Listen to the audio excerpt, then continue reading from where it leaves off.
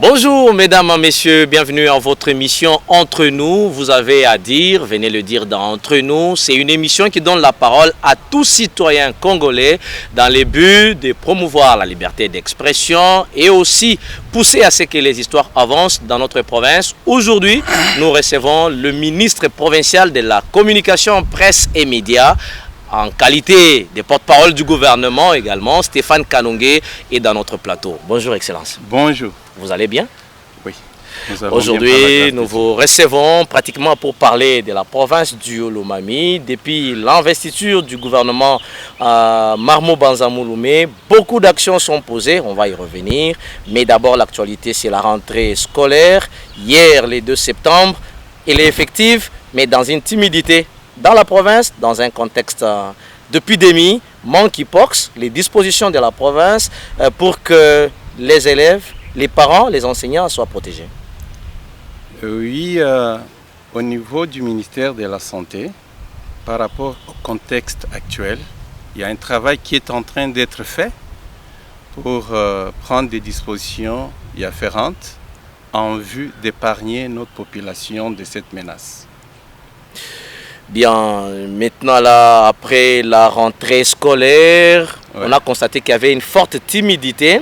Le message du gouvernement, du gouverneur, de vous-même, pour que les parents, également les élèves prennent conscience pour reprendre le chemin de l'école.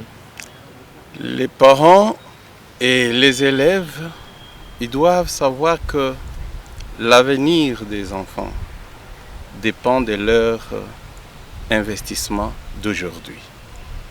Ce que les parents auront fait de leurs enfants aujourd'hui, c'est ce que deviendront leurs enfants dans l'avenir. Donc ils ne peuvent pas produire ce qu'ils n'ont pas reçu. Eh bien, il faut que ces enfants soient envoyés à l'école, qu'ils soient inscrits à l'école et que les enfants apprennent pour devenir des hommes comme ce que nous sommes devenus aujourd'hui. Vous êtes journaliste aujourd'hui parce que vous avez été formé. Vous avez étudié. Si vous ne l'aviez pas fait, si les parents ne l'avaient pas fait pour vous, et donc vous seriez devenu je ne sais pas qui aujourd'hui. Eh bien, les parents doivent envoyer les enfants à l'école. Et les enfants doivent aimer le chemin de l'école, car il y a beaucoup de vertus là-dedans. Beaucoup de vertus là-dedans. Mesdames, Messieurs, nous sommes dans Entre nous. Nous parlons avec le ministre provincial de la communication. Excellence, plusieurs réalisations déjà dans l'actif du gouvernement provincial. Les courants déjà rétablis, l'eau dans la ville, c'est pratiquement le fruit de vos efforts ou c'est arrivé dans les hasards? Ce n'est pas un hasard, mais c'est le fruit de l'investissement d'un homme qui s'appelle Banza-Mouloumé Marmo. Une fois investi, après la remise et reprise, il n'a pas pu laisser un temps passer sans qu'il ne fasse quelque chose au bénéfice de cette province. Son Excellence s'est investi chaque jour, jour et nuit. Il s'est privé de son repos. Il a travaillé. Aujourd'hui, nous avons les résultats. Vous vous souviendrez, parmi les recommandations que nous avions reçues, c'est qu'il fallait penser à l'électricité. Il a pris la gestion de la province dans un contexte tellement particulier que les défis étaient grands. Il n'y avait pas de courant. Ça fait très longtemps qu'il n'y a pas de courant dans cette ville. Et ça fait très longtemps que l'eau ne coulait pas au robinet dans cette ville. Et aujourd'hui, le résultat est là de son investissement et aussi de sa volonté.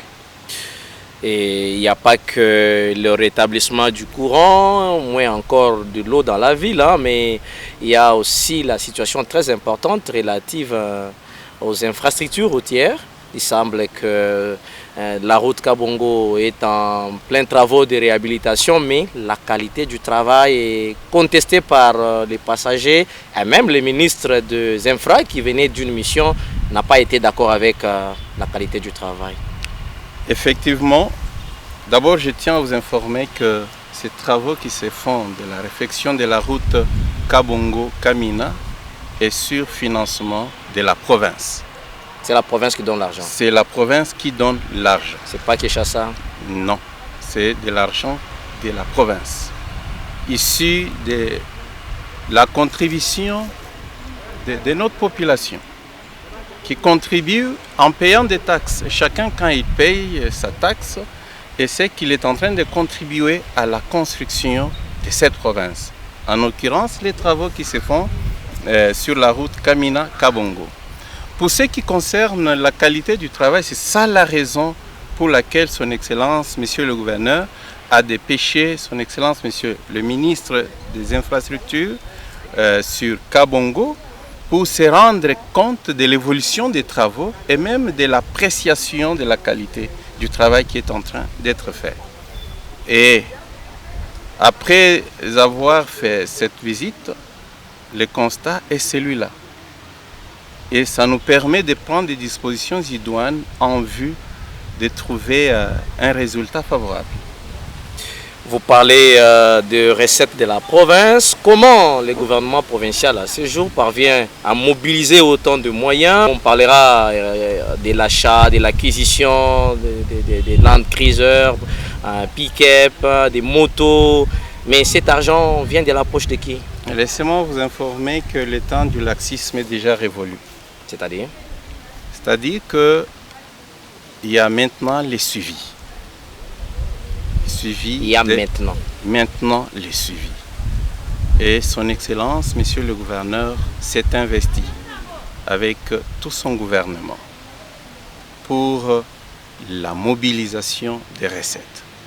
Il y a les suivis à tous les niveaux. Il y avait des trous un peu partout. Et on a cherché à boucher des trous pour que cet argent perçu soit canalisé dans la caisse de l'État. L'argent là ne doit pas aller dans des poches des gens. Ça doit servir la province. Et en faisant ce travail-là, on s'est rendu compte qu'il y a maintenant un bon résultat. Et le résultat est là. Nous commençons à financer les travaux de construction de la route. Et il y a beaucoup de résultats qui viennent. Beaucoup de résultats? Oui. Bien, toujours dans ce même chapitre, vous-même, vous êtes ministre de la Communication, de la Jeunesse. On prend cet aspect, une délégation de la jeunesse, conseil provincial, de la jeunesse Olomami à Kinshasa, à leur propre charge, ou c'est le gouvernement qui prend en charge? C'est le gouvernement provincial qui a pris en charge les déplacements de cette délégation. Connaissant que le conseil est apolitique, quel est le mariage que vous liez entre la jeunesse apolitique au conseil et vous-même politique? Nous avons la mission d'accompagner et d'encadrer cette jeunesse au niveau de la province du Olomami. Et le gouverneur de la province et tout son gouvernement ne peut pas abandonner l'encadrement de cette jeunesse qui a si longtemps été abandonnée. Aujourd'hui, le devoir est là d'accompagner et d'encadrer cette jeunesse et que la jeunesse se sente vraiment encadrée. C'est le rapprochement, c'est ça même l'utilité du découpage. Si on a découpé les provinces, c'est pour rapprocher les dirigeants aux dirigés. Et maintenant qu'il y a ces rapprochements, il faut que cette jeunesse se sente réellement encadrée, qu'elle se sente réellement accompagnée dans ses activités. Excellence, nous sommes en train de parler toujours des différentes réalisations. Ouais. Je venais de le dire, l'achat des Jeeps, ouais, et également quelques mobiliers, les motos pour le déplacement. Cet argent vient de la poche de qui? Ça vient de la province. Toujours la province du Olomami. C'est la province du Olomami. Déclamée pauvre. Vous savez, lors de l'investiture, Son Excellence, Monsieur le Gouverneur, a manifesté des ambitions. Des grandes ambitions, de faire du Olomami une province de gloire et non une province de la honte. Et donc nous sommes pendant la phase de transfert de la honte à la gloire. Donc nous ne pouvons pas garder cette casquette-là de honte. Et partout où on va, on a même honte de se dire étant du Olomami.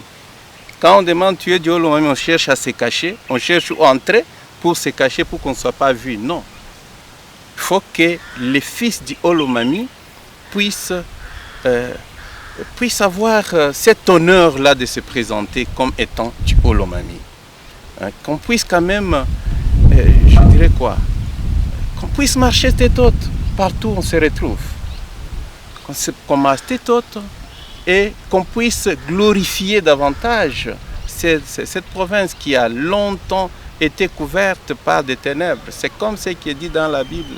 Le pays de l'ombre et de la mort. Aujourd'hui, la lumière est sur toi. La lumière est claire. C'est le temps de la lumière sur la province du Olomami. Mesdames, Messieurs, nous vous le rappelons que nous sommes en train d'échanger avec le ministre de la Communication, Presse et Médias, porte-parole du gouvernement provincial du Olomami. Avec lui, on parle des réalisations déjà faites depuis à la tête de la province, Marmot Banzamou Loumé, avec les membres du gouvernement. Monsieur le ministre, je reviens vers vous. Nous parlions de la promesse, laquelle promesse que le gouverneur a faite aux équipes de l'entente urbaine de Kamina sur l'affiliation de ces équipes-là. Est-ce que c'est déjà fait? Qu'est-ce que ces équipes retiennent? Que ces équipes puissent déjà reconnaître l'action de la grandeur du cœur de son Excellence, Monsieur le gouverneur de province, Banzamou Loumé. C'est un homme de parole et tout ce qu'il dit est vrai. Alors, c'est-à-dire, c'est déjà fait. C'est déjà fait. Le décaissement, je pense, c'est à eux de se référer à leurs dirigeants. Parce que de notre côté, du côté du gouvernement, tout est fait. Aucun problème. Aucun problème. On revient également sur la situation relative à l'achat des véhicules, motos. C'est quoi même le rêve? Qu'est-ce qui est dans le cerveau de l'exécutif? D'abord, je tiens à vous informer que ces véhicules et toutes ces motos ont été achetés sur fonds propres du gouvernement provincial. Cet argent finalement vient d'où? Des taxes. Des taxes payées par notre population. Il y a si longtemps que notre population ne savait pas où allait son argent. Mais aujourd'hui, la population doit savoir où va son argent. Son argent à payer des véhicules pour permettre l'itinérance du gouvernement dans la province. A envie de rapprocher davantage les dirigeants de se diriger. Et aussi, il n'y a pas que ça. Il y a beaucoup d'actions et je pense que dans les jours à suivre, très incessamment, on va encore faire de grandes annonces. Mesdames, Messieurs, vous venez de suivre la réaction et la réponse également du ministre provincial de la Communication, Excellence. Lorsqu'on mène une vie dans la société, beaucoup de défis, beaucoup de problèmes, beaucoup de contraintes, des fois qui peuvent enfreindre la réalisation de vos rêves. Jusqu'à maintenant, ça va ou il y a quelque chose comme obstacle? Lorsqu'on parle des obstacles, des défis, des difficultés, tout cela constitue pour nous des marches-pieds. Marche-pieds. Oui. On ne peut pas atteindre les sommets de la montagne sans rencontrer des défis dans la montagne. C'est-à-dire? Et c'est que les obstacles sont toujours là. C'est à travers les obstacles qu'on peut connaître la montée. Sans obstacles, on ne peut jamais monter. Au contraire, on va descendre. Parce que là où il n'y a pas d'obstacle, c'est qu'il y a une descente. Et là où il y a les obstacles, c'est qu'il y a une montée pour arriver au sommet. Bon, on ne vous oblige pas en fait de parler nommément de ces obstacles, mais de manière luminaire. Est-ce que quelques-uns peuvent être cités? Merci beaucoup, Excellence, de répondre à notre invitation. Justement, lorsque nous l'avons lancé, vous aviez une matière à dire qu'on n'a pas abordée. Est-ce qu'il y a une autre matière à aborder, un message à passer à la population dans le but de capitaliser la confiance et l'attachement au gouvernement provincial? C'est l'invitation lancée à toute la population de la province du Olomami à soutenir son gouverneur, l'Excellence Banzamou Loumé et tout son gouvernement. Ils soutiennent les actions menées par le gouvernement provincial. Que cette population sache que le gouvernement provincial du Olomami est en train de naviguer dans la vision du chef de l'État. Son Excellence Félix Antoine Tshisekedi Tshilombo, l'homme qui prône le peuple d'abord. Vous avez touché une matière très sensible, le ventre affamé n'a un point d'oreille, le social dans le gouvernement Marmot Banza Mouloumé. Vous y pensez? Raison pour laquelle vous avez appris qu'il y a une délégation de jeunes qui ont été pris en charge pour aller répondre à leur invitation. C'est déjà dans le cadre social. Quand on apprend qu'il y a la route qui est en réflexion entre Kabongo et Kamina, c'est le social. Les courants qui est rétabli et l'eau qui coule au robinet, c'est dans le cadre social et on continue à y travailler. Il y a beaucoup de choses qu'on fait. Messieurs, nous finissons la course de cet échange, cet entretien avec le ministre provincial de la communication, presse et médias, porte-parole du gouvernement. Nous sommes très contents de partager cette émission avec vous. Vous avez à dire, venez le dire entre nous. C'est votre mission, c'est notre mission, c'est leur mission. Monsieur le ministre, nous vous remercions d'être venu et d'avoir accepté votre invitation. Je vous en prie. Merci. Point fini, mesdames, messieurs, c'est bien fini alors par rapport à ces numéros. Les prochains numéros, tout prochainement, suivez cette émission sur YouTube, sur WhatsApp, bien sur TikTok, sur la RTNC, votre chaîne. Juste une façon de vous partager la réalité de tout ce qui se passe dans la province. Nous avons été servis par Steve Numbi, également Edgar Kyungo, Barthélemy Noël Kaboulou. Ce sont ceux-là qui ont accompagné cette action, mesdames, messieurs. J'étais fier de partager avec vous. Bonsoir.